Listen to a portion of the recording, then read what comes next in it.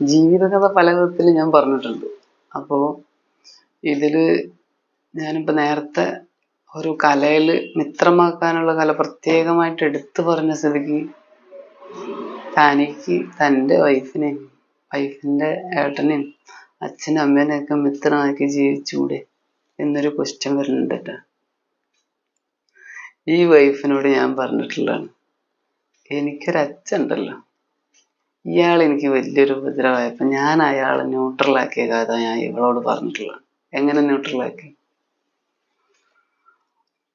നമുക്ക് അച്ഛനമ്മമാരുണ്ടാവും, നമുക്കൊരു ധർമ്മബോധം, ധാർമ്മിക ബോധം ഇത് നമുക്ക് തരുന്നതാരാണ്? നമ്മുടെ അച്ഛനമ്മയാണ്. അപ്പം ഞാൻ ഇങ്ങനെ ജീവിച്ചു കൊണ്ടിരിക്കുക, എനിക്ക് ഈ ബ്രഹ്മകുമാരീസിൻ്റെ ഈ ഒരു ജ്ഞാനം കിട്ടി. ഞാനത് അങ്ങനെ ജീവിച്ച് പോരുന്നതിനിടയ്ക്ക് എനിക്ക് ഒരുപാട് പ്രയാസങ്ങൾ വന്നു. ഞാൻ അതിൽ നിന്ന് ഇറങ്ങി. എന്നിട്ടും ഞാൻ ഇടയ്ക്കിടയ്ക്ക് യോഗം ചെയ്യട്ടെ. ഈ യോഗം ചെയ്യുമ്പോൾ അച്ഛനറിയാം ഇവൻ ദേഷ്യം പഠിക്കണില്ല എന്നറിയാം, നന്നായിട്ടറിയാം. അത് നമ്മളുടെ പല സ്ഥലങ്ങളിൽ പരാതി പറയാൻ പോകുമ്പോഴും ആൾക്ക് എടുത്തു വരേണ്ട ഒരു കാര്യമാണ്. ഇവന് ദേഷ്യമില്ല. പണ്ട് നല്ല ദേഷ്യക്കാരനായിരുന്നു, വാശിക്കാരനായിരുന്നു. പക്ഷെ ഇവൻ ദേഷ്യമില്ല. പക്ഷെ ഇയാൾക്ക് ദേഷ്യം കൂടി. അതായത് നമ്മുടെ അച്ഛൻ, ശരീരത്തിൻ്റെ അച്ഛൻ ഭയങ്കര ദേഷ്യമായി. ഞാൻ യോഗം ചെയ്യുന്നു, ഞാൻ മിണ്ടാതിരിക്കുന്നു, ഞാൻ അധികം സംസാരിക്കാതെ ഒരു സ്ഥലത്തിരിക്കുന്നു, അല്ലെങ്കിൽ അങ്ങനെ. എന്നാലും വീട്ടിലത്തെ കാര്യങ്ങളൊക്കെ ചെയ്യാറുണ്ട് കേട്ടോ. അതൊന്നും ആൾക്ക് കാണാനില്ല. ഞാൻ ചെയ്യുന്നതിൽ എന്തെല്ലാം കുറ്റങ്ങളാണോ ഉള്ളത് അത് മാത്രം. ഞാനൊരു അത്യാവശ്യം പാട്ട് കേൾക്കുന്ന ഒരാളാണ്. അപ്പം ഞാൻ പാട്ടിടും, നല്ല ശബ്ദത്തിലൊക്കെ പാട്ടിട്ട് അങ്ങനെ ആടിപ്പാടി. വീട്ടിലല്ല, നമ്മുടെ വീടല്ലേ, നമ്മുടെ വീട് എൻ്റെ വീടായിട്ടാണല്ലോ എനിക്ക് ഇതിനെ മനസ്സിലാക്കി തന്നിട്ടുള്ളത്. അങ്ങനെ ഞാൻ നല്ല പാട്ടും പാടി അങ്ങനെ യോഗം ചെയ്ത് നടക്കുമ്പോൾ എന്നോട് വീട്ടിൽ നിന്ന് ഇറങ്ങിപ്പോകാൻ പറഞ്ഞു. ഒരു വട്ടം പറഞ്ഞു, അത് ഞാൻ കുറച്ച് സ്ട്രോങ് ആയിട്ടാണ് പറഞ്ഞിട്ട്. ഒരു വട്ടം പറഞ്ഞപ്പോൾ ഞാൻ പറഞ്ഞു, ഇനി പറയുകയാണെങ്കിൽ ഞാൻ ഇറങ്ങിപ്പോട്ടെ എന്ന്. പിന്നെ ഇതേപോലെ ഞാൻ പാട്ടൊക്കെ കേട്ട് നടക്കുന്നതിനിടയ്ക്ക് വീണ്ടും പറഞ്ഞ് ഇറങ്ങിപ്പോവാ. അത് കുറച്ച് സ്ട്രോങ് ആണ്, പറയാൻ പാടില്ലാത്ത വാക്കുകൾ തന്നെയാണ് പറഞ്ഞത്. ഞാൻ പറഞ്ഞു ഇനി ഇറങ്ങിപ്പോവാൻ പറഞ്ഞാൽ ഞാൻ അങ്ങോട്ട് ഇറങ്ങിപ്പോട്ടെ. പിന്നെയും കുറച്ച് ദിവസമൊക്കെ കഴിഞ്ഞ് എന്തോ പ്രശ്നം. അന്ന് ബ്രഹ്മകുമാരീസിലൊന്നും പോയില്ല കേട്ടാ. ബ്രഹ്മകുമാരീസൊക്കെ നിർത്തി വീട്ടിൽ പാട്ടും കേട്ട് നടക്കണ കാലം. ഇന്ന് യോഗം ചെയ്യുന്നുണ്ട്, ഇറങ്ങിപ്പോവാൻ തന്നെ പറഞ്ഞു. മൂന്നാമതും പറഞ്ഞു. ഞാൻ എൻ്റെ പെട്ടിയും കിടക്കൊക്കെ എടുത്ത് ഞാൻ വീട്ടിൽ നിന്ന് ഇറങ്ങി. വീട്ടിൽ നിന്ന് ഇറങ്ങുക പറഞ്ഞാൽ ഞാൻ സ്ഥിരമായിട്ട് തറവാട്ടിൽ നിൽക്കാറുണ്ട്. ആ വല്യമ്മയ്ക്ക് കൂട്ടായിട്ട് വൈകുന്നേരം പോയി നിൽക്കാറുണ്ട്. ഞാൻ അവിടെ നിന്നാണ്ട് ഇറങ്ങി, വീട്ടിൽ നിന്ന് ഇറങ്ങി അവിടെ പോയി നിന്ന്. അപ്പോൾ ഇങ്ങേരുടെയും വീട്ടിലെ അമ്മയുടെയൊക്കെ വിചാരം എന്താ വെച്ചാൽ വൈകുന്നേരം വരും. വൈകുന്നേരമായിട്ടും ഞാൻ വീട്ടിലേക്കില്ല. എന്നാൽ ശരി നാളെ വരും. നാളെയായിട്ട് ഞാൻ വീട്ടിലേക്കില്ല. പിന്നെ വിളിക്കാൻ തുടങ്ങി. പോരെ, കുഴപ്പമില്ല, ഞാനത് പറഞ്ഞത് തെറ്റായി. എന്നോട് മൂന്നാമതാണ് പറഞ്ഞത്. ഞാനാ ഇറങ്ങിപ്പോയത് അവിടെ തറവാട്ടിൽ തന്നെ, അതായത് വീടിൻ്റെ തൊട്ടടുത്ത് തന്നെ. അവിടെ പോയി അവിടെ കൂടി വല്യമ്മയ്ക്ക് കൂട്ടായി എൻ്റെതായ രീതിയിലുള്ള മെഡിറ്റേഷനും കാര്യങ്ങളൊക്കെ ചെയ്ത് ഞാൻ അവിടെ കൂടി. വർഷം 2 വർഷം ഞാൻ അവിടെ തങ്ങി. അതിനിടയ്ക്ക് ഇടയ്ക്കിടയ്ക്ക് വരും, ഓരോരുത്തർ ഇടനിലക്കാരായിട്ട് വരും. ഓരോ പ്രശ്നങ്ങളൊക്കെ തീർക്കാം, എന്തായാലും നമുക്ക് പറഞ്ഞാൽ തീർക്കാവുന്നതല്ലേ, അച്ഛനല്ലേ പറഞ്ഞതെന്നും പറഞ്ഞ് പലരും പല പ്രശ്നങ്ങളും ആയിട്ട് പല ഇതായിട്ടും വന്നു. ഞാൻ അളകും ഒരിക്കലും. വർഷം 2 ആയപ്പോഴേക്കും പിന്നെ നമുക്ക് വേണ്ടപ്പെട്ടൊരു മാമൻ വന്നു. കാര്യങ്ങളൊക്കെ സംസാരിച്ച് ഞാൻ മാമനോട് പറഞ്ഞു, എൻ്റെ അതായത് കുറച്ച് പ്രായമുണ്ട്, അച്ഛനേക്കാളും പ്രായമുള്ളൊരു മാമൻ, ഒരു 10-80 പാളില്ല. അങ്ങനെ കാര്യങ്ങൾ സംസാരിച്ചു. അപ്പോഴേക്കും ഞാൻ എൻ്റെ മെഡിറ്റേഷനൊക്കെ വിട്ട് വളരെ മോശമായ രീതിയിലേക്ക് എത്തിയിരുന്നൊരു സമയം കേട്ടോ. അപ്പം എനിക്കും തോന്നി ഞാനും മോശം, അങ്ങേരും മോശം, പിന്നെ ഇപ്പം നമ്മൾ തമ്മിൽ ഒത്തു പോകാതിരിക്കുന്നതിലെന്താ. പിന്നെ ആ സമയം എനിക്ക് അഡ്ജസ്റ്റ് ചെയ്യാൻ പറ്റുമായിരുന്നു. നല്ലതും ചീത്തതും മാത്രമേ അഡ്ജസ്റ്റ് ആവാതിരിക്കുള്ളൂ. ചീത്തതും അഡ്ജസ്റ്റ് ആവും. ചീത്തതും ഇടത്തരത്തിലുള്ളവരാണെങ്കിൽ അഡ്ജസ്റ്റ് ആവും. ഞാനും സത്യം പറഞ്ഞാൽ പിന്നെ മെഡിറ്റേഷനൊക്കെ വിട്ടു, എൻ്റെ എല്ലാ കാര്യങ്ങളൊക്കെ വിട്ടു. പിന്നെ എനിക്കും തോന്നി അങ്ങേരുമായിട്ട് അഡ്ജസ്റ്റ് ആവാം, വീട്ടിലേക്ക് വരാം. 2 വർഷം കഴിഞ്ഞിട്ടാണ് ഞാൻ പിന്നെ ഈ വീട്ടിലേക്ക് കയറുക. ഈ ഇരിക്കുന്ന വീട്ടിലേക്ക്. ഇവിടെ നിന്ന് വിട്ടിട്ട് 2 വർഷമായിരുന്നു. ഇതേ വീടിൻ്റെ തൊട്ടടുത്ത് ഒരു തറവാട്. ഞാൻ ജനിച്ചു വളർന്ന തറവാടാട്ടോ. സംഗതി കുടുംബത്തിൽ തന്നെയാണ്, ബന്ധത്തിൽ തന്നെയാണ്. പക്ഷെ ഒരുപാട് പ്രലോഭനങ്ങൾ ഉണ്ടായിട്ട് ഞാൻ ഇളകിയില്ല, ന്യൂട്രലാക്കിയിട്ടതാണ്. ഇറങ്ങിപ്പോ എന്ന് അച്ഛൻ പറഞ്ഞാൽ ഇറങ്ങിപ്പോണം. ഇതേ അച്ഛൻ തന്നെയാണ് നമുക്കൊരു ഉപദേശം തന്നിട്ടുള്ളത്. 4 ആള് നാട്ടിൽ നിന്ന് പോകാൻ പറഞ്ഞാൽ പോണം. 4 ആളൊന്നല്ല പറഞ്ഞത്, ഒരൊറ്റ ആളാണ് പറഞ്ഞത് വീട്ടിൽ നിന്ന് ഇറങ്ങിപ്പോവാൻ. അന്ന് ഞാൻ ഇറങ്ങിപ്പോയി. 3 തവണ പറഞ്ഞതിന് ശേഷമായിട്ടാ പോയത്. പിന്നെ ഇവരുടെ കഠിനമായ പരിശ്രമം, ഇവരുടെ പല പല പല പൂജകളുടെയും പ്രാർത്ഥനകളുടെയും ഫലമായിട്ട് 2 വർഷത്തിന് ശേഷമാണ് ഞാൻ ഇങ്ങോട്ട് കയറിയത്. അപ്പോ ഞാൻ ഇങ്ങേരെ മിത്രമാക്കിയോ അതോ ശത്രുവാക്കിയോ ചിന്തിക്കും. എന്തായാലും അന്നത്തേതിനേക്കാൾ ഒരുപാട് ദേഷ്യം അങ്ങേർക്ക് പറഞ്ഞു. പിന്നെ ഞാൻ മെഡിറ്റേഷൻ പതുക്കെ പോകാൻ തുടങ്ങി. ഞാൻ പറഞ്ഞു ഞാൻ മെഡിറ്റേഷന് പോവും, എനിക്ക് വേണ്ടതായ കുറെ ഫ്രീഡങ്ങളുണ്ട്, അതൊക്കെ ഞാൻ എടുക്കും. അങ്ങനെയുള്ള കുറെ നിബന്ധനകൾ വെച്ചിട്ടാണ് പിന്നെ ഞാൻ ഈ വീട്ടിലേക്ക് കയറി. ഈ കഥകളൊക്കെ ഞാൻ കല്യാണം കഴിക്കാൻ പോണ പെണ്ണിനോട് കല്യാണം കഴിക്കുന്നതിന് മുന്നേ ആയിട്ട് പറഞ്ഞു കൊടുത്തതാണ്. അതുകൊണ്ട് എന്നെയായിട്ട് കളിക്കുമ്പോൾ ശ്രദ്ധിക്കണം. ഇത് പറഞ്ഞു കൊടുത്തത് അവൾ അവളുടെ വീട്ടുകാരോട് പറയാത്തത് എൻ്റെ കുഴപ്പമില്ല, ഞാൻ അവളോട് തുറന്നു പറഞ്ഞു കൊടുത്താണ്. അതായത് ഞാൻ കല്യാണം കഴിക്കാനായിട്ട് ബന്ധുക്കള് ഒരു കെയർ ഓഫിലാണ് ഒരു കല്യാണം ആലോചന വരുമ്പോൾ തന്നെ അവർ പറഞ്ഞു ഈ പെൺകുട്ടി ഒരു കല്യാണം കഴിഞ്ഞ് ഒഴിവായ പെൺകുട്ടിയാണ്, ഡിവോഴ്സ് 3 മാസമേ അവിടെ നിന്നിട്ടുണ്ടായിരുന്നുള്ളൂ, അവിടുത്തെ അമ്മായിയമ്മയുമായിട്ടും ബാക്കി എന്തൊക്കെയോ പ്രശ്നവുമായിട്ടും ആണ് ഇത് ഒഴിവായത്. വളാഞ്ചേരിയിലാണ് അവരുടെ ഭർത്താവിൻ്റെ വീട്, വേണമെങ്കിൽ നീ പോയി അന്വേഷിച്ചോ. എനിക്ക് അന്വേഷിക്കാനൊന്നുമില്ല, ഞാൻ അന്വേഷിച്ചുമില്ല, ഞാനത് കുറേ കുടുംബത്തിൽ ബാക്കിയുള്ളവരോട് പരത്തിയുമില്ല. വളരെ രഹസ്യമായിട്ട് എന്നെ വെച്ച് ഞാൻ, അമ്മ, എൻ്റെ പെങ്ങള്, അളിയൻ, ഇത്രയും 4 പേര് മാത്രം അറിഞ്ഞുകൊണ്ടാണ് ഞങ്ങൾ ഈ ബന്ധം എടുത്തത്. ഈ ബന്ധം എടുത്തു വളാഞ്ചേരി ഒരു കാർഷിക കുടുംബം, അതായത് തൃശ്ശൂരിൽ നിന്ന് കുടിയേറി വന്ന് എന്നൊക്കെ പറയില്ലേ, അങ്ങനെയുള്ള ഒരു കാർഷിക കുടുംബമാണ്. അമ്മ ടീച്ചറാണ്, അവരുടെ അച്ഛൻ എന്തോ ഉദ്യോഗസ്ഥനാണ്, അവരുടെ ഒരു മകൻ, ആ മകൻ്റെ അടുത്തേക്കാണ് ഇവളെ ആദ്യമായിട്ട് ഇവർ കല്യാണം കഴിച്ച് കൊടുത്തയപ്പിക്കുന്നത്. 3 മാസത്തിനിടയ്ക്ക് ഒരുപാട് പ്രശ്നങ്ങളായി. പിന്നെ അവളെ വീട്ടിൽ നിന്ന് അവളുടെ അച്ഛനും ഏട്ടനും എല്ലാവരും കൂടെ പോയി വിളിച്ചു കൊണ്ടുവന്നു. പിന്നെ അത് പതുക്കെ ഒരു വർഷത്തിന്, കാരണം 1 വർഷം കഴിഞ്ഞാലാണ് ഡിവോഴ്സ് കിട്ടുക. അപ്പോൾ 1 വർഷം കഴിഞ്ഞപ്പോൾ അവരത് ഡിവോഴ്സ് ആവുകയും ചെയ്തു. ആ ബന്ധം 6-7 വർഷത്തോളം ഇവള് വീട്ടിൽ ടീച്ചറായിട്ട് വർക്ക് ചെയ്തുകൊണ്ട് TTC ഒക്കെ കഴിഞ്ഞ് പിന്നെ ടീച്ചറായിട്ട് വർക്ക് ചെയ്യുന്നു. അങ്ങനെ അവള് വീട്ടിൽ ഇങ്ങനെ ഇരിക്കുന്ന, സ്കൂളിൽ പോകുന്ന, ടീച്ചറായിട്ട് വർക്ക് ചെയ്യുന്ന ആ ഒരു കാലഘട്ടത്തിലാണ് എനിക്ക് ഈ ബന്ധം വരുന്നത്. മലപ്പുറത്ത് നിന്ന് ഈ ബന്ധം വന്നു. നമ്മുടെ ഒരു ബന്ധുക്കാർ വഴി തന്നെയാണ്, വേണ്ടപ്പെട്ട ബന്ധുക്കാർ വഴി തന്നെയാണ് ഈ ബന്ധം വരുന്നത്. അപ്പോൾ അവർ പറഞ്ഞു നല്ല കുട്ടിയാണ്, വീട് നോക്കാൻ നല്ല കുട്ടിയാണ്. അങ്ങനെയാണ്, നമുക്കിപ്പോൾ അത്രയല്ല ആവശ്യമുള്ളൂ, വേറെ അതിൽ കൂടുതൽ ആവശ്യമില്ലല്ലോ, തലേ കയറൂല, അങ്ങനെയുള്ളൊരു ലെവലിലുള്ളൊരു അഭിപ്രായം അവർ പറഞ്ഞു. ഇത് അനുഭവം കൊണ്ട് മനസ്സിലായി, തലേ കയറൂല, അവൾക്ക് തലയിലൊരു കാരണവശാലും കയറൂല. അങ്ങനെ ഈ ബന്ധം നമ്മൾക്ക് എന്താ പറയാ, ഒരു മിറാക്കിൾ പോലെ അത് സംഭവിക്കുകയായിരുന്നു. ആ ബന്ധം തന്നെ പിന്നെ ഞാൻ അവളായിട്ട് സംസാരിച്ചു, അതായത് പെണ്ണ് കാണാൻ പോകുന്നു, പിറ്റേ ദിവസം മുതൽ വാട്സപ്പ് മെസ്സേജ്, കാര്യങ്ങൾ സംസാരിക്കുന്നു, അങ്ങോട്ടും ഇങ്ങോട്ടും കാര്യങ്ങൾ ഷെയർ ചെയ്യുന്നു. അവളുടെ കഥ പറയുന്നു, ഞാൻ എൻ്റെ കഥ പറയുന്നു. അതിനിടയ്ക്ക് ഞാൻ അവളോട് ചോദിച്ചു എന്താണ് അവിടുത്തെ പ്രശ്നങ്ങൾ. അപ്പോൾ അവൾ പറഞ്ഞപ്പോൾ തന്നെ എനിക്ക് മനസ്സിലായി ഇവളാള് പോക്കരിയാന്ന്.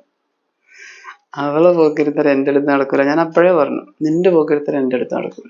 അത് അവള് കേട്ടില്ല, അതെൻ്റെ കുഴപ്പമില്ല. അവള് വിചാരിച്ച അവളുടെ പോക്കരിത്തരം എല്ലാ വിധത്തിലും നടക്കും, എൻ്റെ അടുത്ത് നടക്കും. അങ്ങനെ ജീവിതം ഇങ്ങനെ മുന്നോട്ട് പോയിക്കൊണ്ടിരിക്കെ ഒരുപാട് അഡ്ജസ്റ്റ്മെന്റ്, ഒരുപാട് പിണക്കങ്ങള്, പിന്നെയും അഡ്ജസ്റ്റ്മെന്റ്, പിന്നെയും പിണക്കങ്ങള്, ഇങ്ങനെ ജീവിച്ചു കൊണ്ടിരിക്കെ പിന്നെ അവള് പൊട്ടിത്തെറിച്ചു.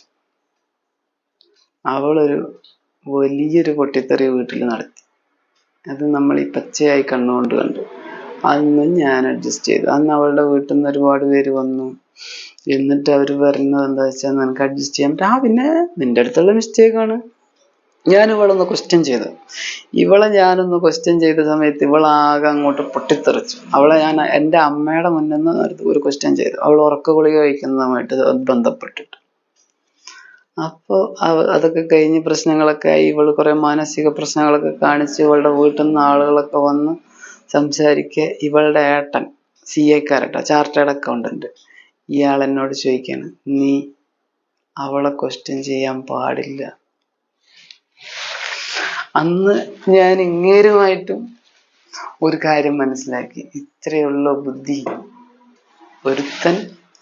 ഒരുത്തന്റെ പെങ്ങളെ വീട്ടിലേക്ക് കെട്ടിച്ചു കൊടുത്തയച്ചു എന്ന് വെച്ച് അവള് പറയുന്നത് മൊത്തം കേട്ടിരിക്കാൻ മാത്രമുള്ള ബുദ്ധി അയാൾക്കുള്ളൂന്ന് ഞാൻ ചിന്തിച്ചത്.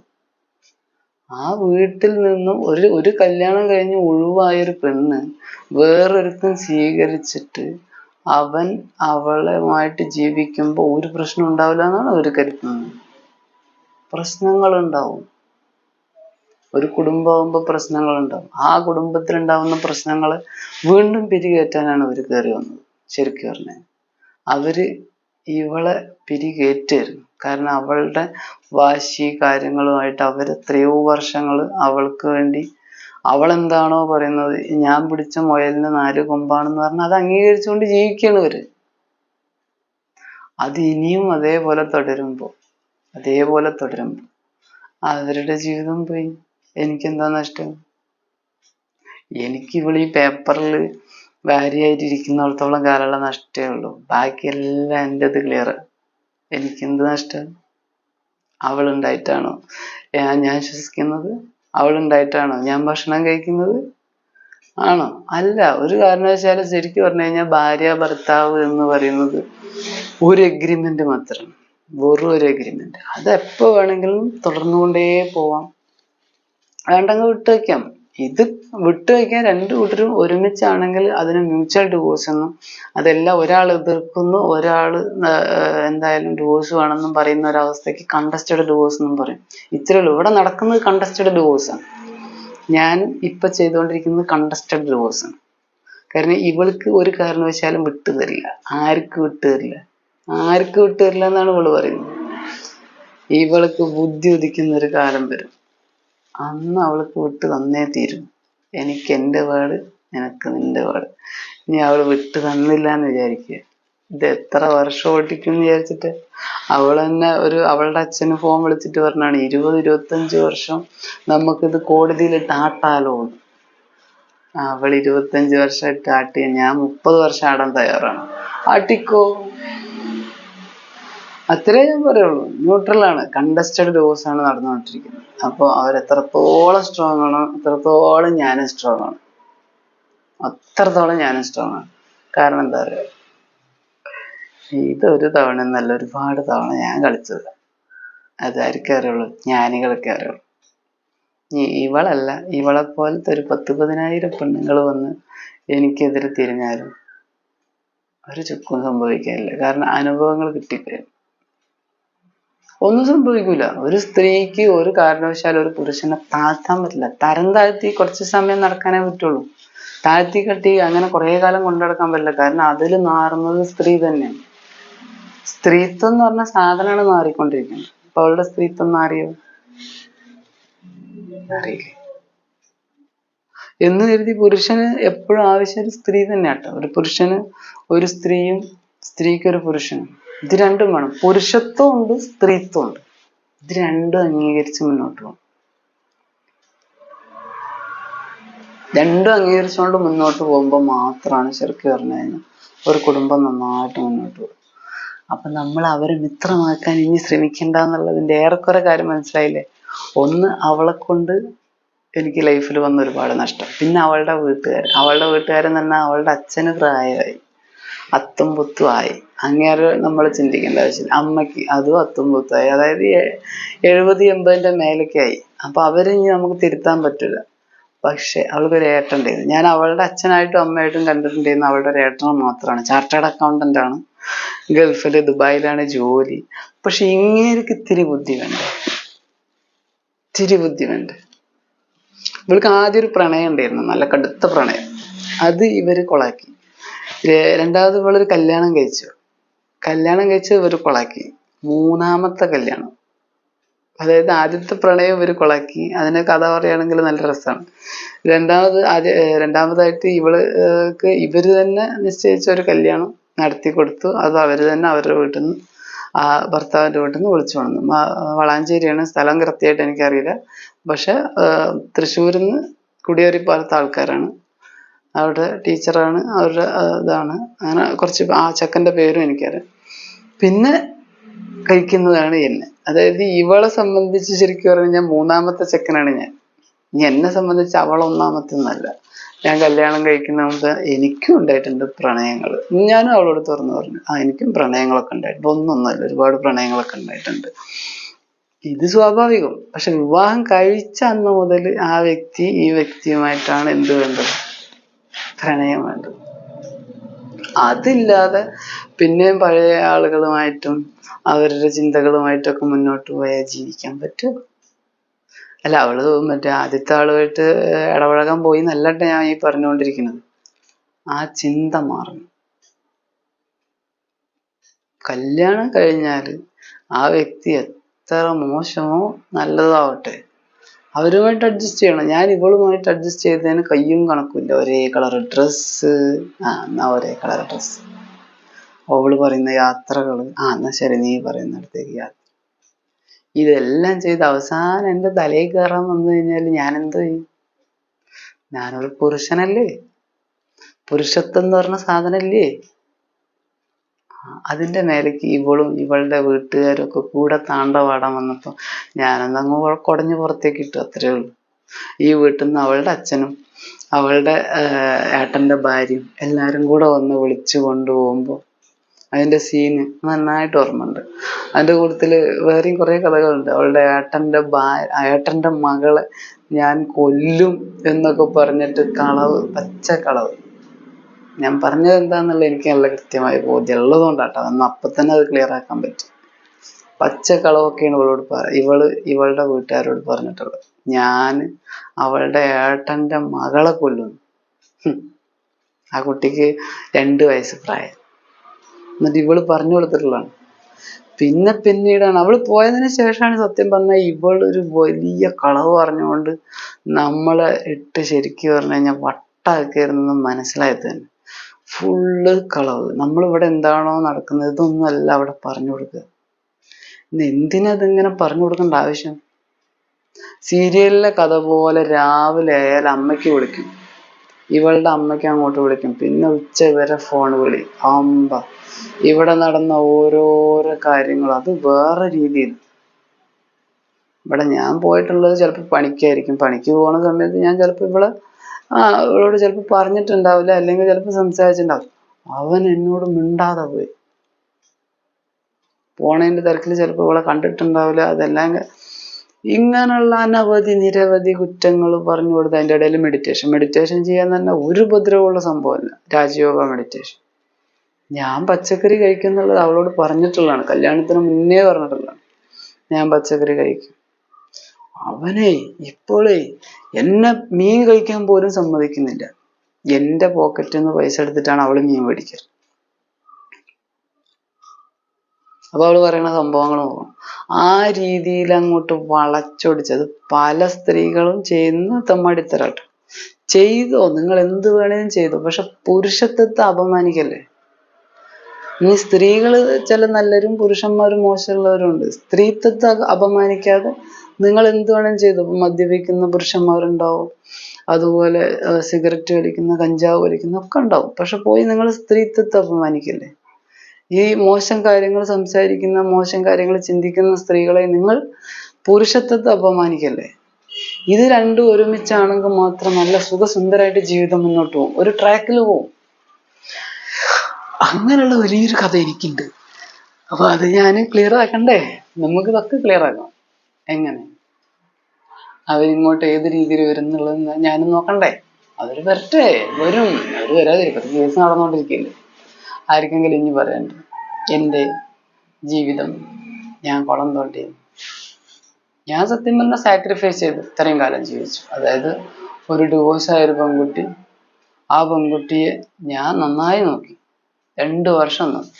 പക്ഷെ അവളുടെ വീട്ടുകാര് അവള് പറയുന്ന പിടിവാശിക്ക് ആ രീതിയിൽ അവളെ നോക്കണം എന്ന് പറഞ്ഞാല് നടക്കണ കേസല്ല. ഒരു പരിധി വരെ അവള് പോകുമ്പോ എനിക്ക് 3-3.5 ലക്ഷം റുപ്യ കടം. ഇവിടെ കല്യാണം കഴിക്കുമ്പോ എനിക്ക് ആകെ 50,000 റുപ്യ കടം ഉണ്ടായിട്ടുള്ളൂ.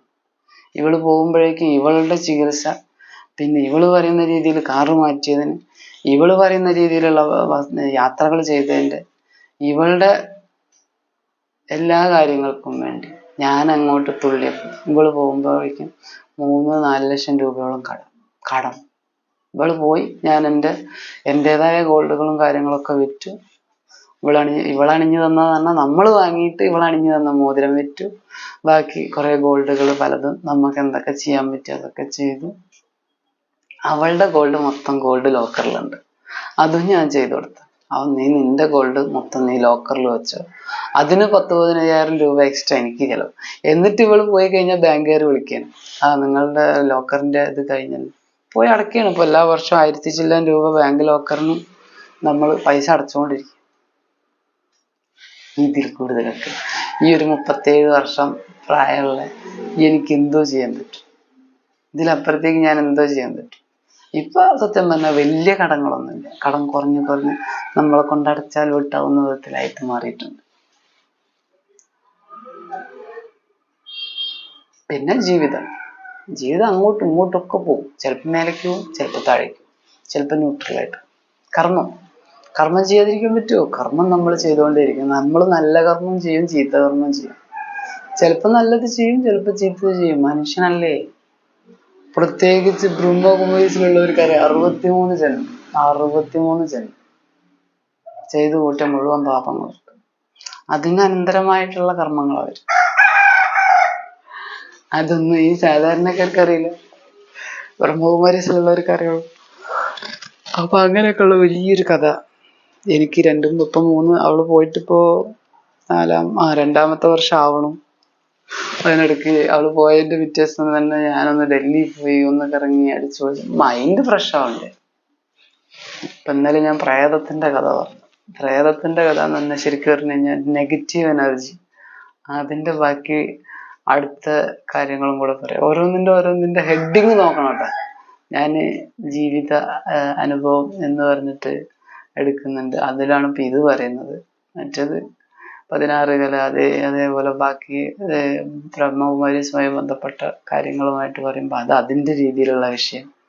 അപ്പൊ ഓരോരോ വിഷയങ്ങൾ സംസാരിക്കുന്ന വെറൈറ്റി ആയിട്ടായിരിക്കും, വെറൈറ്റി ഹെഡിങ് ആയിട്ടായിരിക്കും. അപ്പൊ അതിൻ്റെ ഉള്ളിൽ ആ രീതിയിലുള്ള കണ്ടന്റ്. അങ്ങനെ ഇനി ഞാൻ എന്ത് ചെയ്യും? കേസ് ഇനി ഞാനല്ല ചെയ്യേണ്ടത്.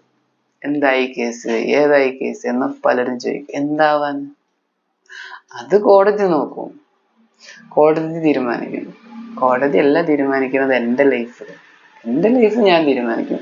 കോടതിയുടെ കാര്യങ്ങൾ തീരുമാനിച്ച് കോടതി കാര്യങ്ങളൊക്കെ മനസ്സിലാക്കി അവരൊരു സജഷൻ തരും. ആ സജഷൻ വേണമെങ്കിൽ എനിക്ക് എടുക്കാം, വേണ്ടെങ്കിൽ എടുക്കാതിരിക്കാം. പക്ഷെ എന്തായാലും സത്യം തെളിയട്ടെ. അവളും കൊടുത്തിട്ടുണ്ടല്ലോ കേസ്, ഒന്നല്ല, അവളൊരു 5-6 കേസ് കൊടുത്തിട്ടുണ്ട്. ഞാൻ കൊടുത്തത് ഒരു കേസ്. ഈ ഒരു കേസ് അവളുടെ കേസ് ഒന്നങ്ങോട്ട് ഫൈറ്റ് ആവട്ടെ. അത് കഴിഞ്ഞിട്ട് നമുക്ക് തീരുമാനിക്കാം in or out or neutral. അപ്പൊ ശത്രുവിനെ മിത്രമാക്കുന്ന കലയെന്നാണ് ഞാൻ അങ്ങോട്ട് കയറിയത്. അപ്പൊ അവര് നമ്മുടെ ശത്രു ആവണോ മിത്രമാവണോ എന്ന് അവര് തീരുമാനിക്കട്ടെ. എന്നെ സംബന്ധിച്ച് അവളല്ല, അവളെക്കാളും പന്ന സ്ത്രീകൾ വന്നാൽ ഞാൻ ചിരിച്ച് മുന്നോട്ട് കൊണ്ടുനടക്കും. പന്ന സ്ത്രീകൾ തന്നെ ഏതാന്നറിയാലോ. അവരെ പോലും മിത്രമാക്കാനുള്ള ഒരു പ്രത്യേക കല എനിക്കുണ്ട്. ഇനി അത് കാണണമെന്നുണ്ടെങ്കിൽ എൻ്റെ കൂടെ ഞാൻ കാണിച്ചു തരാം. അതായത് ഞാനങ്ങ് പച്ചയ്ക്ക് പറഞ്ഞിട്ട്, വേശ്യയുടെ കൂടെ നടക്കുന്ന ഒരു വഴി വേണമെങ്കിൽ, അതായത് വേശ്യ വൃത്തി ചെയ്യുന്ന സ്ത്രീയെ പോലും മിത്രമാക്കാനുള്ള ഒരു പ്രത്യേക കല ഞാൻ കാണിച്ചത്. അതിനേക്കാൾ അപ്പുറമൊന്നുമല്ലല്ലോ സാധാരണ സ്ത്രീകൾ. അതൊരു കലയാണ്, നല്ല കലയാണ്. കാരണം അത്രയും മോശമായിട്ടുള്ള ആള് ഹിജഡാസ്, വേശ്യകള്, ഇവരുടെയൊക്കെ കൂടെ ജീവിച്ചിട്ടുണ്ട്. ബാംഗ്ലൂർ അവിടെ ഇവിടെയൊക്കെ പോകുമ്പോൾ ഇവരൊക്കെ ഇങ്ങനെ നമ്മുടെ ചുറ്റിനും വന്ന് ഉപദ്രവിക്കും. പക്ഷെ അവര് നമ്മളൊന്നും ചെയ്യില്ല, ഒന്നും ചെയ്യില്ല. അവരെ നിർത്തേണ്ട രീതിയിൽ നിർത്തണം. അവര് വന്ന് നന്നായിട്ട് ഉപദ്രവിക്കും. ഹിജഡാസ് ഒക്കെ വന്നു കഴിഞ്ഞാൽ ശരിക്കും പറഞ്ഞു കഴിഞ്ഞാൽ ചില ഹിജഡാസിട്ട് ഭയങ്കര പ്രശ്നമാണ്. അവര് ശരിക്കും പറഞ്ഞു കഴിഞ്ഞാൽ വേശ്യാവൃത്തി ചെയ്യുന്ന ചില ഹിജഡാസ് ഭയങ്കര പ്രശ്നം. അത് സ്ത്രീകള് വേറെ തന്നെ ഉണ്ട്, വേശ്യാവൃത്തി ചെയ്യുന്ന സ്ത്രീകൾ, അവര് വലിയ ഉപദ്രവമില്ല. പക്ഷെ ഇവര് ഭയങ്കര, ഇവര് വന്ന് അങ്ങനെ കപ്പറ്റി നമ്മള് യാത്ര ചെയ്യുന്നിടത്തൊക്കെ വന്ന്, പ്രത്യേകിച്ച് പുരുഷന്മാരായിട്ട് പ്രത്യേക രീതിയിൽ പല ആട്ടും തുപ്പും ഒക്കെ പറഞ്ഞ് നമ്മളെ യാത്ര തന്നെ കൊള്ളാക്കും, നമ്മളെ മൈൻഡേ ഡിസ്റ്റർബ് ആക്കും. പക്ഷെ അവരെ നമുക്ക് കൂട്ടുകാരാക്കാൻ പറ്റും. അതിനൊരു കലയുണ്ട്. അതിനേക്കാൾ അപ്പുറം നല്ല ഒരു കല്യാണം കഴിഞ്ഞ് ഒഴിവായി വന്നൊരു പെണ്ണ് വീട്ടിൽ കയറി, ഞാൻ നന്നായിട്ട് തന്നെയാ കൊണ്ടുനടന്നത്, നന്നായിട്ടാ കൊണ്ടുനടന്നത്. പക്ഷെ അവൾക്കറിയില്ല അവളുടെ ജീവിതത്തിൽ നല്ല പോലെയാണ് ഞാൻ അവളെ കൊണ്ടുനടന്നതെന്ന് അവൾക്കറിയില്ല, അവളുടെ ഏട്ടനും അറിയില്ല. കാരണം എന്താ വെച്ചാൽ അവര് വിചാരിക്കുന്ന, അവരുടെ പിടിവാശിക്ക് അനുസരിച്ച് ഈ ലോകം കറങ്ങണം, നടക്കൂല. ലോകം കറങ്ങുന്നതിനനുസരിച്ച് അഡ്ജസ്റ്റ്മെന്റ്, അവർക്ക് പറ്റുന്ന രീതിയിലാണെങ്കിൽ അവരവരുടെ ഭാഗം, നമുക്ക് പറ്റുന്ന രീതിയിൽ നമ്മൾ നമ്മുടെ ഭാഗം, ഇങ്ങനെ പോകാൻ പറ്റും. ട്രെയിൻ എന്ന് പറഞ്ഞാൽ അപ്പുറം ഇപ്പുറം രണ്ട് ട്രാക്ക് ഇതുണ്ടാവുമല്ലോ, രണ്ട് ട്രാക്ക്. ആ രണ്ട് ട്രാക്കിൽ രണ്ട് വീലോട് ഉണ്ടാവും. ഈ വീലെടുത്തിട്ട് പെട്ടെന്ന് ഇങ്ങോട്ടും ഈ വീലെടുത്ത് പെട്ടെന്ന് ഇങ്ങോട്ടും ആവില്ല. ഈ രണ്ട് വീലും ഒരേപോലെ ബാലൻസ് ആണ്. അങ്ങനത്തെ 4 വീല് വീതമുള്ള ഒരു 4 4 8 വീല് വീതമുള്ള ഒരു ഇതിന്റെ മേലെയാണ് നമ്മുടെ ഈ ബോഗി താങ്ങി നിൽക്കണം. അതില് ഷോക്ക് ഉണ്ട്, ബാക്കിയുണ്ട്, എല്ലാ കാര്യങ്ങളും ഉണ്ട്. ഇതേപോലെയാണ് ലൈഫ്. ലൈഫ് എന്ന് പറഞ്ഞു കഴിഞ്ഞാൽ ഭാര്യയും വേണം, ഭർത്താവും വേണം. ഭാര്യ ഭർത്താവ് ആയിട്ടില്ലെങ്കിൽ ശരി, ഒരു പുരുഷനും ഒരു സ്ത്രീയും ഉണ്ടെങ്കിൽ നല്ല കുടുംബത്തിൽ നല്ല നല്ല മക്കൾ ജനിക്കുള്ളൂ. നല്ല നല്ല മക്കൾ ജനിക്കണമെന്നുണ്ടെങ്കിൽ ഇവര് രണ്ടു കൂട്ടരും നല്ല രീതിയിലായാലും, ഇവര് തമ്മിലൊരു അഡ്ജസ്റ്റ്മെന്റോ കാര്യങ്ങളോ ഇല്ല, ഇവരുടെ കുടുംബത്തിലും ഇവരുടെ ബന്ധുമിത്രാദികളിലൊക്കെ ഒരു അഡ്ജസ്റ്റ്മെന്റ് ഇല്ലെങ്കിൽ ഇത് താളം തെറ്റും, ഇത് താളം തെറ്റും. ഇതാണ് എൻ്റെ ലൈഫിൽ സംഭവിച്ചിട്ടുള്ളത്. എൻ്റെ വീട്ടിലുള്ള അമ്മ, അച്ഛൻ, അച്ഛപ്പല്യ അവൾ കല്യാണം കഴിക്കുമ്പോൾ ഇല്ല, എന്നാൽ ബാക്കിയുള്ള ബന്ധുക്കൾ അവരെ വശത്തേക്കുള്ള വഴി എനിക്കറിയാം, അതെനിക്ക് നന്നായിട്ടറിയാം. അതിലും ഉണ്ട് പണക്കുള്ളവരുണ്ട്, ഇണക്കുള്ളവരുണ്ട്, നന്നായിട്ട് ഉപകാരമുള്ളവരുണ്ട്, വളരെ ഉപദ്രവമുള്ള ബന്ധുക്കളുണ്ട്. എനിക്കിട്ട് ഇതേ സംഭവം അവർക്കും ഉണ്ട്. വളരെ ഉപദ്രവകാരികളുണ്ട്, പണക്കമുള്ളവരും ഇണക്കമുള്ളവരൊക്കെ ഉണ്ട്, എല്ലാവരും. ഇതിന്റെ ഇടയിൽ നിന്നാണ് ഒരു പെണ്ണും ഒരാണും തമ്മിൽ ഒന്നിച്ചത്. അതായത് അവരുടെ വീട്ടിൽ നിന്ന് ഒരു പെൺകുട്ടീനെ എനിക്ക് തന്നത്. എന്നിട്ട് നമ്മൾ പോണ ട്രെയിനിൽ അവര് കയറി കളിക്കുക. ആര്?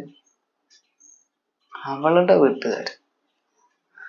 അത് നമ്മളൊരു വണ്ടി ഓടിക്കൊണ്ടിരിക്കുമ്പോൾ അതിനെ ഷെയ്ക്കാക്കാൻ അവരായിട്ടില്ല. അവരായി എന്ന് എനിക്ക് ബോധ്യമായി. അപ്പൊ ഞാൻ എന്ത് ചെയ്തു, ആ ട്രെയിനിന്റെ, അതായത് ആ വീല് തന്നെ അങ്ങോട്ട് ഒഴിവാക്കി കൊടുത്താ, ആ വീല് ഞാൻ അങ്ങോട്ട് അവർ കൊണ്ടുപോട്ടെ, അവർ ഉരുട്ടി കളിച്ചോട്ടെ. ഇതാണ് സംഭവിച്ചത്. ശരിക്കും പറഞ്ഞു കഴിഞ്ഞാൽ സെപ്പറേറ്റഡ് ആണ്, ഡിവോഴ്സ് കണ്ടസ്റ്റായി നടന്നുകൊണ്ടിരിക്കുകയാണ്. നമുക്ക് തന്ന ഒരു ഇതുണ്ടല്ലോ വീല്, ആ വീല് നമ്മളൊന്ന് ഉരുട്ടാൻ നോക്കി, നമ്മുടെ ട്രാക്കിൽ പോണില്ല, അവരവരുടെ ട്രാക്കിലേക്ക് തന്നെ കൊണ്ടുപോട്ടെ, നോ പ്രോബ്ലം. അവരായിട്ട് വിളിച്ചുകൊണ്ടുപോയി, അവരുമായിട്ട് എല്ലാ സ്വത്തും കാര്യങ്ങളും അവരിങ്ങോട്ട് ഇവിടെ തന്ന എല്ലാ സാധനങ്ങളും അവർ തന്നെ കൊണ്ടുപോയി. അവളുടെ ഡ്രസ്സ് കാര്യങ്ങൾ, പിന്നെ കുറച്ച് കൊണ്ടുപോയിട്ടില്ല കേട്ടോ, കുറച്ചുകൂടെ സാധനങ്ങളുടെ ബാക്കി എല്ലാം കൊണ്ടുപോയി. അവൾക്ക് ഞാൻ തുറന്നു കൊടുത്ത ജോയിന്റ് ലോക്കറിന്റെ ചാവി അവൾ തന്നെ കൊണ്ടുപോയി. അവളുടെ വീട്ടുകാരെല്ലാം ഒരു വലിയൊരു പെട്ടിക്കൂട്ടത്തിലാക്കിയിട്ടാണ് കൊണ്ടുപോയി, നമ്മളെ ഒറ്റപ്പെടുത്തിയിട്ട്. എന്തോ സംഭവിച്ചു, അവര് നാണം കെട്ടു. അവര് രണ്ടാമത് നാണം കെട്ടു. അവളുടെ ഏട്ടൻ ലാസ്റ്റ് മെസ്സേജ് അയക്കുമ്പോ എന്നോട് പറഞ്ഞിട്ടുണ്ടായിരുന്നു, ഇതിപ്പോ ഞാന് രണ്ടാമതും പരാജയപ്പെട്ടു, ഇപ്പൊ എന്റെ ജീവിതത്തിൽ രണ്ടാമതും പരാജയപ്പെട്ടു. ഇവളുടെ ഏട്ടന്റെ വേറെ സുഹൃത്തുക്കളും മുന്നേ പറഞ്ഞിട്ടുണ്ട്, നിങ്ങൾ ആ വിളിച്ചുകൊണ്ടുവന്നത് ശരിയായിട്ടില്ല, ഇത് ആദ്യം വിളിച്ചുകൊണ്ടുവന്നത് ശരിയായിട്ടില്ല എന്ന് അവളോട് പറഞ്ഞിട്ടുണ്ട്. എന്നിട്ടും ഇവർക്ക് കുറച്ച് കോമൺ സെൻസ് വേണ്ടേ രണ്ടാമതും വിളിച്ചുകൊണ്ടുപോകുമ്പോ? ഇവളെ വിളിച്ചുകൊണ്ടുപോയിട്ടില്ലെങ്കിൽ പിറ്റേ ദിവസം തൊട്ട് നമ്മൾ നന്നായിട്ട് നോക്കുമായിരുന്നു. ഇവരിറക്കി കൊണ്ടുപോയി. ഇനി ഒരു കല്യാണം, ഇനിയിപ്പോ ഇതൊക്കെ കഴിഞ്ഞ് ഒരു കല്യാണം കഴിച്ചിട്ട് ഇതേ പ്രശ്നങ്ങൾ അവരുടെ വീട്ടിലുണ്ടാവുകയാണെങ്കിൽ ഇറക്കി കൊണ്ടുപോവല്ലേ പൊന്നാരാളിയ എന്ന് എനിക്ക് പറയാനുള്ളൂ. ഞാൻ ആ അളിയന് പറയേണ്ടത് കുറച്ച് നേരത്തെ ഞാൻ വേറൊന്ന് പറഞ്ഞിട്ടുണ്ടായിരുന്നു. പൊന്നാര അളിയ, ഇനിയെങ്കിലും വേറൊരുത്തനെ നിങ്ങൾ അവൾക്ക് കെട്ടിച്ചു കൊടുക്കുകയാണെങ്കിൽ, അതായത് ഇത് കണ്ടസ്റ്റഡ് ഡിവോഴ്സ് ആണ്, ഒരു 25 വർഷത്തിന് ശേഷം എങ്കിലും ഇത് ഡിവോഴ്സ് ആയാലട്ടെ. ഇനി ആയിട്ടില്ലെങ്കിലും നമ്മൾ ചിലപ്പോൾ 25 വർഷം തന്നെ ഞാൻ ജീവിച്ചിരുന്നോളന്നില്ലല്ലോ. നമ്മൾ ശരീരമൊക്കെ വിട്ട് അല്ലെങ്കിൽ മരണപ്പെട്ടതിന് ശേഷം നിങ്ങൾക്ക് തോന്നുകയാണ് ആ ശരി ഏതായാലും അവൻ മരിച്ചു പോയില്ലേ, ഇവിടെ വിധമായിട്ട് ഇങ്ങോട്ട് കയറി വരാൻ പറ്റില്ല, അതിനുള്ള വകുപ്പ് ഞാൻ ഉണ്ടാക്കി വെച്ചിട്ടുണ്ട്. അതിൻ്റെ ശേഷം നിങ്ങൾക്ക് തോന്നുകയാണ് അയ്യോ എന്നാ ഇപ്പോൾ അവൾക്ക് 45 വയസ്സായി, ഇനിയിപ്പോൾ വേറൊന്ന് കെട്ടിക്കുക എന്ന് തോന്നിയിട്ട് കെട്ടിച്ചിട്ട് 46ാമത്തെ വയസ്സിൽ അവൾ പറയാണ് അയാൾ ശരിയല്ലാട്ടാ, എന്നെ ഇവിടുന്ന് വിളിച്ചോണ്ടോണെന്ന് പറഞ്ഞു. ദയവ് ചെയ്തിട്ട് CA-കാരനായ പൊന്നാരാളിയ, ഒരു പെണ്ണിനെ ഒരു വീട്ടിലേക്ക് കൊടുത്തു വിട്ടാൽ ആ കൊടുത്തു വിട്ടാൽ അന്ന് മുതൽ അവൻ പറയണം ഇവള് എനിക്ക് സഹിക്കാൻ പറ്റുന്നില്ല പറഞ്ഞിട്ട് അവളെ നിങ്ങളെ വീട്ടിൽ കൊണ്ടാക്കണം. അന്നേ അവളെ നിങ്ങൾ ഏറ്റെടുക്കണ്ടുള്ളൂ. ഞാൻ നിങ്ങളെ വിളിച്ചിട്ട് പറഞ്ഞിട്ടുള്ള പരാതികൾ നിങ്ങൾക്ക് തീർത്തരാൻ പറ്റാഞ്ഞിട്ടാണ് ഞാൻ പോലീസ് സ്റ്റേഷനിൽ കയറിയത് ഫസ്റ്റ്. അപ്പൊ നിങ്ങൾ വന്നിട്ട് ഇവളെ വിളിച്ചുകൊണ്ടായി. ഞാൻ പോലീസ് സ്റ്റേഷനിൽ കയറാനുണ്ടായ കാരണം എന്താണെന്നുള്ളത് കുറച്ച് കോമൺ സെൻസ് എടുത്തിട്ട് ഇനിയും ചിന്തിക്കേണ്ട കേസാണ്. നിങ്ങളെന്നെ വിളിച്ചു കൊണ്ടുപോയത് അത് എനിക്ക് എത്രത്തോളം കൊണ്ടിട്ടുണ്ട് എന്നുള്ളത് നിങ്ങൾക്കറിയില്ല. കാരണം നിങ്ങളുടെ ഭാര്യ, ഈ ചാർട്ടേഡ് അക്കൗണ്ടൻ്റായ അളിയനോട് പറയാലോ, നിങ്ങളുടെ ഭാര്യയുടെ വീട്ടുകാർ എന്തെങ്കിലും പ്രശ്നം വന്നിട്ട് വിളിച്ചു കൊണ്ടുപോകുമ്പോഴേ, ഇപ്പം മക്കളുണ്ടല്ലോ, 2 മക്കളായല്ലോ, അപ്പോഴേ നിങ്ങളത് പഠിക്കും. അല്ലാതെ നിങ്ങൾക്ക് പഠിക്കാൻ പറ്റില്ല. കാരണം അനുഭവം വരും. അത് വിളിച്ചു കൊണ്ടുപോകാനുള്ളൊരു ഗതികേട് നിങ്ങൾ ഉണ്ടാക്കില്ല എന്നുള്ളത് എനിക്ക് നന്നായിട്ട് അറിയാം. കാരണം അതിനനുസരിച്ചുള്ള ഒരു പെരുമാറ്റമാണ് നിങ്ങൾ ചെയ്തുകൊണ്ട്. ഇൻ കേസ് എന്തെങ്കിലും ഒരു മാനസിക പ്രശ്നം നിങ്ങളുടെ ഭാര്യയ്ക്ക് വന്നിട്ട് അവളെ വിളിച്ചു കൊണ്ടുപോണ്ടി വരികയാണെങ്കിൽ അന്നേ നിങ്ങൾക്കത് മനസ്സിലാവും ഞാൻ എൻ്റെ പെങ്ങളെ 2 വീട്ടിൽ നിന്ന് വിളിച്ചു കൊണ്ടുവന്നതിൻ്റെ ഗതികൾ. അപ്പോൾ ഓരോന്ന് കർമ്മമാണ്, ചെയ്തത് തിരിച്ചും പ്രതീക്ഷിക്കാം. കൊണ്ടുപോകില്ല എന്നൊന്നും പറയാൻ പറ്റില്ല. അതിലിപ്പോൾ ഞങ്ങൾ ഒരളിയൻ മരണപ്പെട്ടതായിട്ട് ഞാൻ അറിഞ്ഞു. ഇനിയുണ്ടല്ലോ 2 അളിയന്മാർ, പിന്നെ അവൾക്കൊരു അച്ഛനും അമ്മയൊക്കെ ഉണ്ടല്ലോ. പിടിച്ചു നിൽക്കട്ടെ, നിങ്ങൾ നന്നായി ജീവിക്കൂ എന്നേ എനിക്കും പറയാനുള്ളൂ. ജീവിതമാണ്, മുന്നോട്ട് പോകണം. ഇയാൾ എന്തായാലും ഇത് കാണും, ഇല്ലെങ്കിൽ ഇയാൾക്ക് ആരെങ്കിലും അയച്ചു കൊടുക്കും. ദുബായിലുള്ള ഈ ചാർട്ടേഡ് അക്കൗണ്ടന്റിന് വേണ്ടി എൻ്റെ ഒരു സംഭാവന.